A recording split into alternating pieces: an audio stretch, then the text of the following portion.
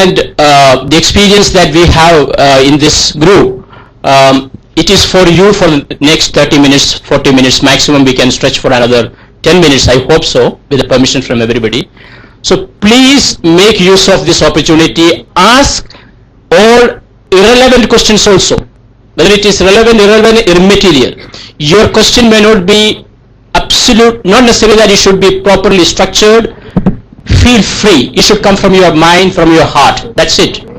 Yeah? So make use of that.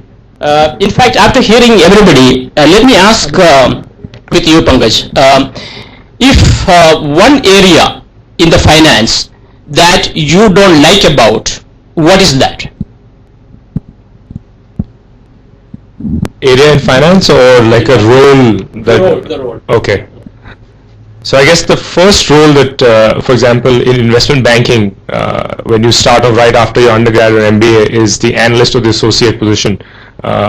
Unfortunately, you're so low in the totem pole when it comes to hierarchy that often a large part of your day is spent in terms of waiting for comments from your boss and so on and so forth. A very frustrating part of the job, because you get to work at 9 o'clock in the morning. Your managing director also gets there by 9, 10, whatever, reviews the documents, talks to the client, so on and so forth, understands that, gives his views to the senior vice president, who then marks up the book or looks at the presentation, gives it to the next guy. By the time it's 7 p.m., you're ready to leave work, is when you actually start getting some of the work. So unfortunately, that part of the job is not the most exciting. But once you've paid your dues and you understand the value of why it is important to be there till 7 o'clock, and it takes a lot of stamina and energy to work the kind of hours that a career in finance demands. You really start understanding businesses well, start developing those relationships. Hopefully your boss also starts becoming a little bit nicer to you and start giving you work at 5 o'clock rather than 7 o'clock, so you can go home at a reasonable time. But that is something that I didn't quite enjoy in my younger days in investment banking. Hopefully the culture has changed. I think all across Wall Street now the culture is to encourage people to start doing it in a more efficient way. Analysts are now sent home in the evening on Friday, and a lot of the banks don't allow you to even work on Saturdays and Sundays. So I think the culture is changing, but that's one thing that's never been. Thank you, Pankaj. Should I ask the question, or can I expect some questions here? And don't spend too much of time thinking about what should be asked. In fact, please ask. Anything that is coming to your mind is a question. Please do that. You can write down your questions beforehand, and when the opportunity comes, you ask. Okay. All right. So we will have think about it. In the meantime, Ron. Sorry. Please stand up. Yeah. Very good morning, sir. Sir, at this point of time, we are standing. This is a very confusing time for us, BBA final year student. So from where we do our MBAs? First question, and in which field? It is really confusing for us. So what should we do for that? Yeah. Normally, all the difficult questions like this come to me. I pass on to my panelist. So having said that, let me make an attempt. After that, I will request. The confusion is a positive thing, which means that there is some thinking happening in your mind from an HR point of view. So you are a BBA final year student. Yes, sir.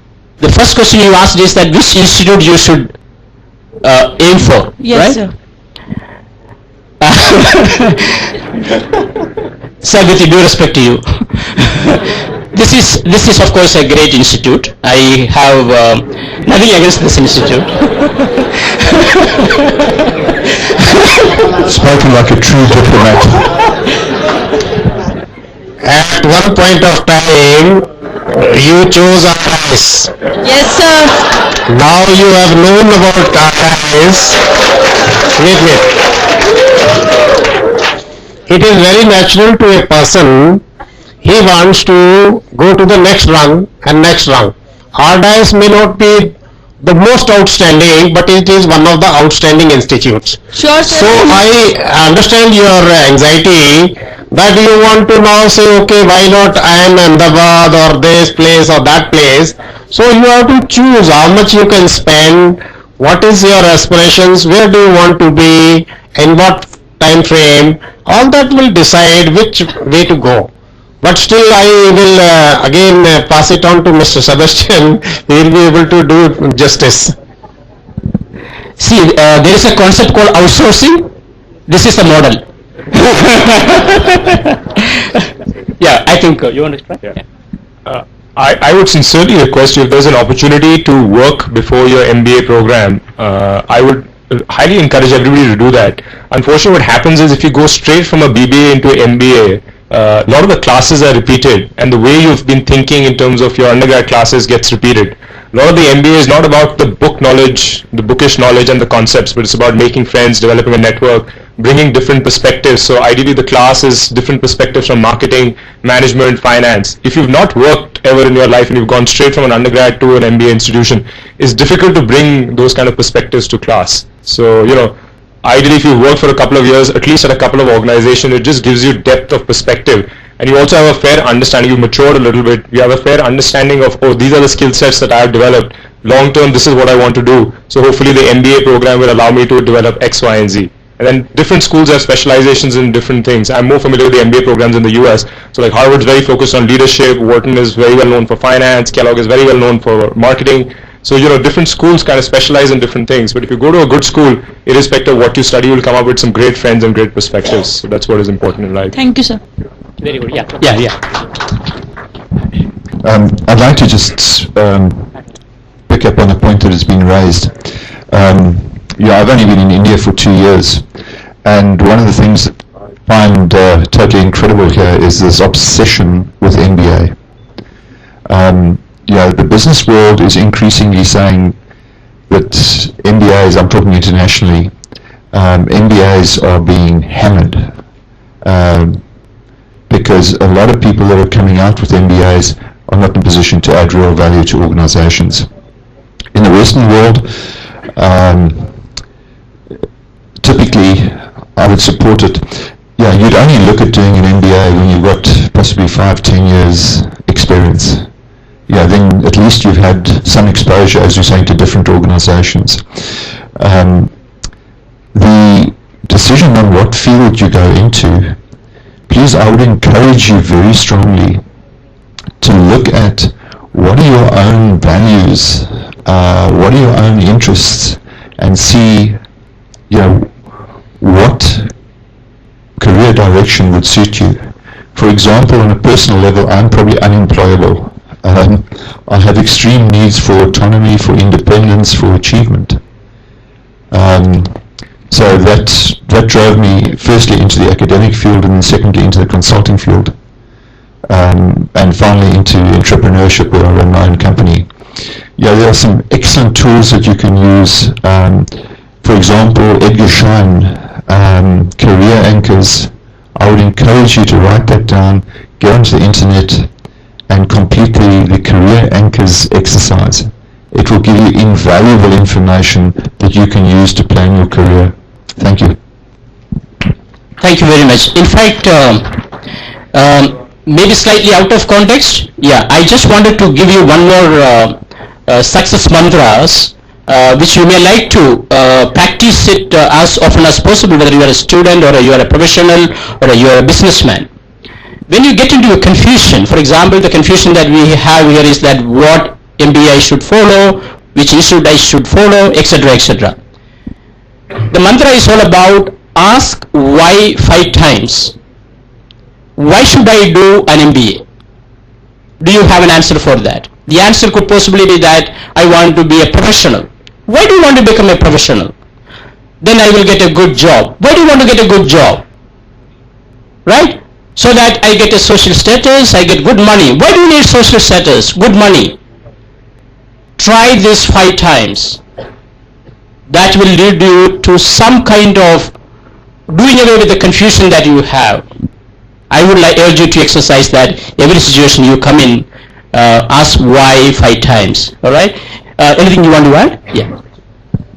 The only one other thing that I'd like to add to this is that at this stage, I think beyond reading course books, you need to start really enjoying reading business related or economics related material. Could be newspapers, could be magazines, could be anything.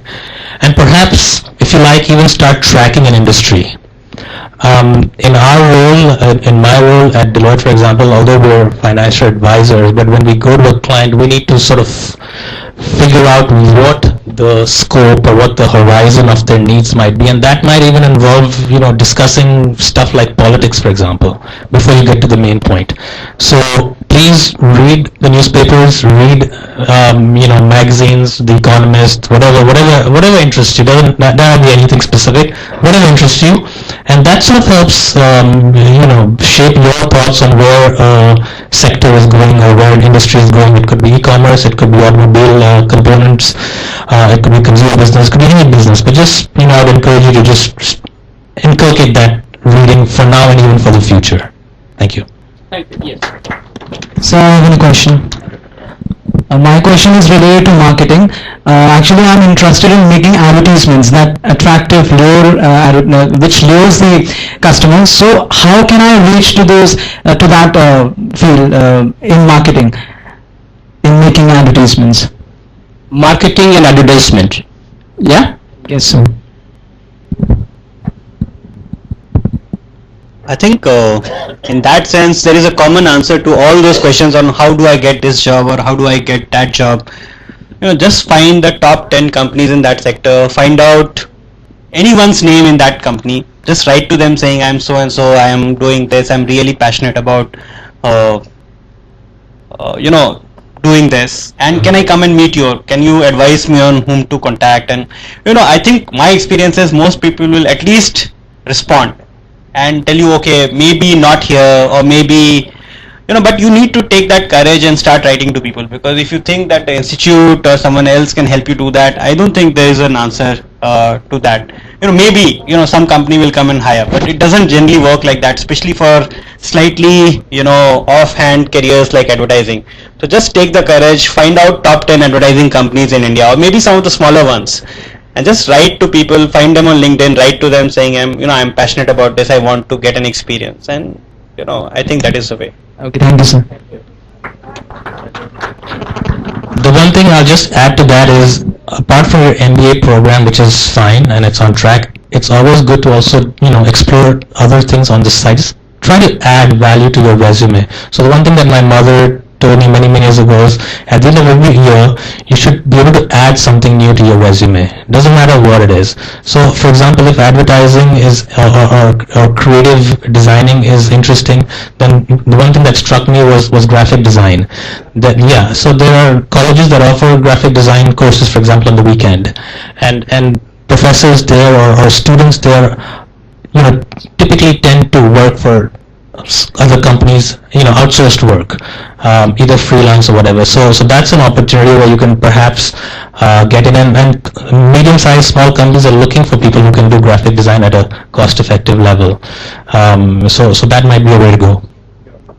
Yeah, even e-commerce is basically, as I talked about, one of the verticals that I'm handling is basically making the catalog live on Jabong. And the catalog and one of the teams that takes care of making the catalog live is the graphic designing team, as Vikram mentioned. And the core skill set of a graphic designer basically comes out to be a person who does the Photoshop work. But once you pass out from MBA, of course, you're not supposed to dirty your hands into doing the Photoshop work. But in case you probably can understand the tools which are available in the industry, and can so basically if you are inherently creative, and you can probably transfer that through a person, or maybe knowing the gamut of features that the tool provides, you will be able to get a sense of how exactly you are able to convert your ideas into reality. Because I have seen many creative people out who probably have the same wish list as you have, that they want to create advertisement, but when they convert some whatever they thinking into reality, that turns out to be absolute disaster. So basically what I'm trying to say is there are absolute tools available, and you probably can hang on understanding them to a certain bit. Of course, you won't be doing that in a hands-on fashion once you pass out of MBA, but knowing them in fair bit of details give you that power, that influence over others. Sir, I have a question. Sorry, can I just add one point on there? I think the point that we've all been touching on is develop the right networks. Find out people in the industry, friends, mates, whoever. Network. Thank you. Yes, over to you. Sir, my question is related to finance. Sir, I want to know, is there any difference between the duties and work that a CA and an MBA finance perform? And which the companies prefer more? Excellent question. So, I come from a family of chartered accountants. My family's been in this business for 65 years. When I decided not to do a CA and go to Wharton to study finance and corporate finance, people said, "Arey bhagya, dekho CA nahi hoti, ye wo." Everybody came up to my father, my grandfather. They said, "Arey bada bura hua Dinodia sahab, aapka ladka to CA nahi kar paya." It was a tough period of time for my life, but I think now that I've come back to India after 10 years and I recruit both MBAs and chartered accountants, I find, and maybe it's not true for this institution, but a lot of institutions that give the MBA degree, a lot of the knowledge that the MBAs have is very bookish, right? So they have the bookish knowledge of what finance should look like, marketing, so on and so forth. The CAs, because they've gone through an articleship program at an accounting firm, actually have a lot of hands-on experience. So the MBAs are very good at making the PowerPoint presentation. They'll stand in front of an audience very confident, have the ability to deliver. Then the CAs have a very strong technical understanding of what those accounting and finance principles mean. But you ask them to stand in front of a room like this and say, "Can you please explain what an income statement looks like?" And they will, shiver and whatnot. The rare exceptional candidates are the ones who always have an MBA and a chartered accountant. Those kind of candidates have best of both worlds. So if you're an MBA, try to develop strong technical skills, understand it in great depth, and that's why I was saying it's very important to work at a couple of places, whether it's an internship and so on and so forth. And that's what I tell the CA Institute kids also. Develop the confidence, the communication skills, so that you're actually able to communicate the things that you understood and whatnot. So both those skills, I think communication was emphasized earlier as well. Understanding of it is very important, but if you can't communicate it to somebody, it's detrimental to your career and even progression, because at the end, as you rise in your career, understanding it of it will become, it'll become trivial. You'll start understanding stuff very quickly. But how you communicate it, how do you build that relationship with the client, the networks and so on and so forth, that becomes very essential. So try and combine those skill sets. Sorry, one additional point I'd like to make. I think it's wonderful that this point is being raised. There are so many people that have incredibly good technical expertise, do not have the leadership skills, the communication skills, the interactive skills, the influencing skills to actually implement the wonderful knowledge they have and add value to organizations. We see so many people that have great capability that do not know how to apply it, how to implement it, how to influence people. So I think over here we call it those soft skills or whatever you would like to really focus on developing those as well to complement your technical skills. Thank you. Thank you. We will take a couple of questions more. Unless you have many questions, we are okay. We have a schedule in front of us. There is a 12 o'clock session also planned. So just for a time check, we if going by my watch, we are at 11:40, right? Take 2-3 questions more. We would love to answer questions. Thank you. A very good morning to all the members of the expert panel. Sir, I'm Dipanshu, an MBA student. I have a question. Now that we have figured out our specialized fields, finance, marketing and HR, the question which I have in my mind is that there is a clear-cut distinction, there is a clear-cut contrast between the all-India level colleges, all-India level MBA institutes and affiliated institutes like ours. So there's a margin that has been created by the placements, by the companies, by the HRs, that in a way they have a certain level of edge over the affiliated colleges students and the other MAT colleges and the lower colleges, second tier colleges and third tier colleges. So the question which I have in mind is what actually should we do to come at par to that level, or in a way to come to that certain level where we can compete equally to them? It's a fantastic question, and I will just try and provide my perspective around the categorization of MBAs and institutes by companies. whatever that we are experiencing in the current scenario is an entry obstacle or an entry barrier for anybody to get into an organization.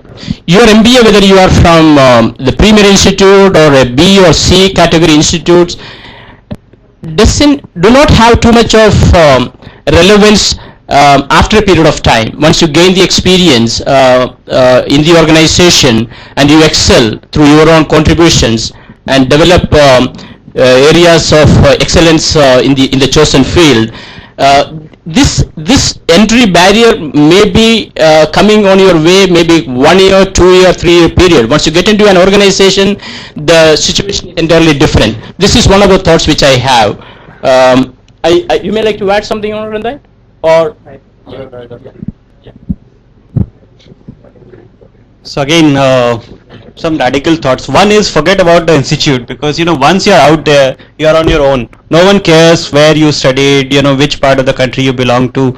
So you're out on your own. And if you look at some of the largest consumer goods companies, at least where I can think of, the people who are very senior, VP of sales and VP of finance, are people who have not studied in in so-called A-grade colleges. Okay. One is that. So there is an entry barrier. I would not say that there is no barrier initially. You would start at a position which is probably very different from where someone else who studied in an A-grade college would start. Maybe a 2-3 year gap almost, or definitely a salary gap. Okay. I think don't care about it. Be very clear where you want to go. Forget about institute, because you are sitting here, you feel like all 150 of us. What happens the moment you step out of the college?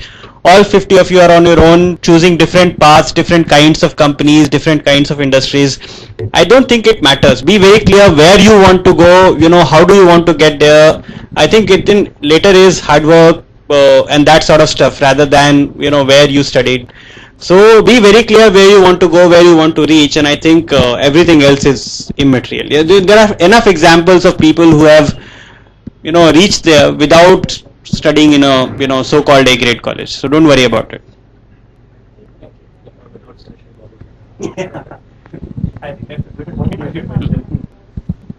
The one thing I will say is I learned this very quickly in my life was never let public perception of success, failure, A grade, B grade define your institution or who you are. So please remember that, and never think of yourself inferior to anybody, irrespective of what you read in the paper, this, that, and the other. The onus is on all of you. You will go out and become brand ambassadors of RDIS. So never forget this institution and what it has done for you. So the same way if you see alumni from your college at these key positions in these companies, feel free to write to them. I promise you they will respond, they'll hold your hand and they'll guide you.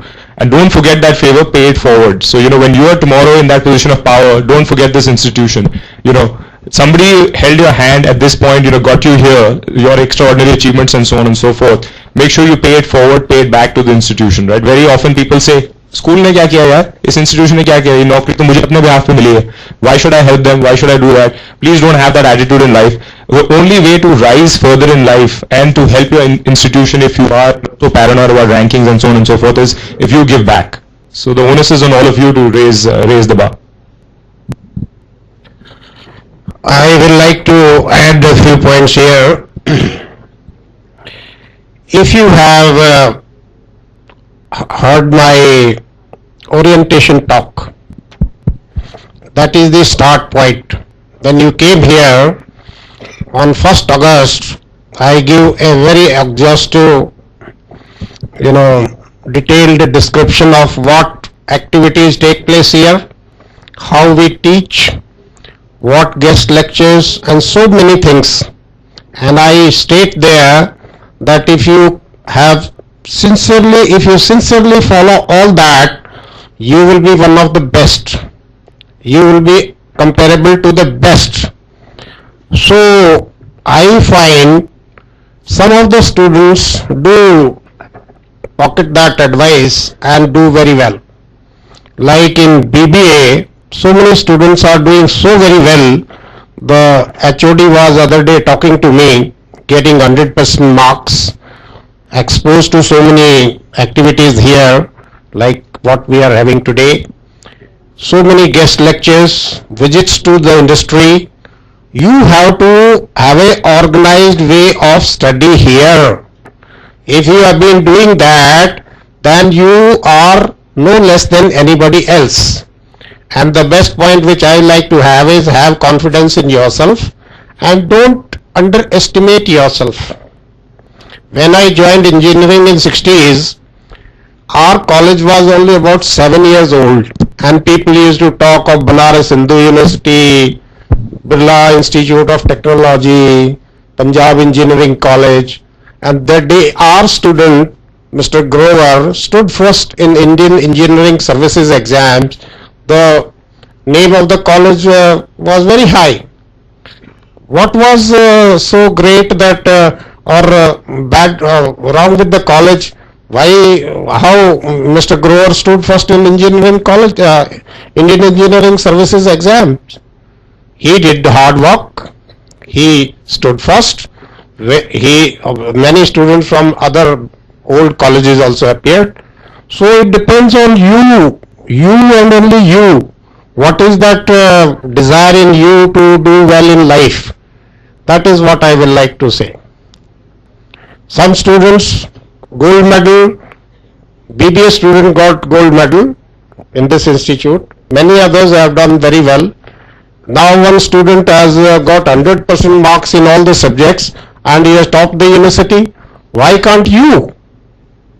That is the academic part, and here you have so many activities. I don't think there is any other organization or institute like us who may be conducting so many activities. 18 industrial visits in this one semester. So please think of that and be part of the whole system and don't waste your time here. Very good point, very good point. Yes. Good morning, sir. My name is Naina. I would ask the question to the financial expert, but to all the experts in the panel. My question is that I have keen interest in financial sector, in stock marketing and financial modeling. But I have a interest in brand management also, that is a marketing field subjects. So what do you think, that I should focus on only my financial sector, or should I should diversify myself? The answer is that you brand finance. Brand management subject. Very simple answer to what one should do in life, and that is do whatever you're passionate towards. You guys are all young. This question, what I want to do when I grow up, I think all of us still struggle with it, irrespective of our age. A lot of people who raise their hands today in finance will be the future people designing the campaign for Coke and Pepsi. People who raise their hands for HR will be running private equity firms, and so on and so forth. So, at this age of your career, very difficult to know, okay, this is the only thing I'm very passionate towards and whatnot. So, passions might also change. So any profession that you can bring a